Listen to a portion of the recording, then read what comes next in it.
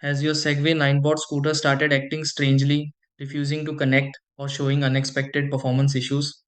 Many riders notice connection problems, unusual settings changes, or responsiveness issues after extended use.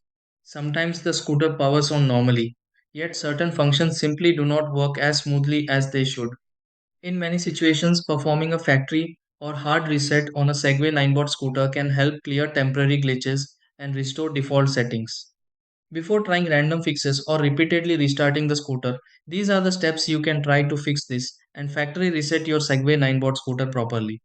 1. Turn on the Segway Ninebot scooter before starting the reset process. 2. Press the required button combination for your scooter model.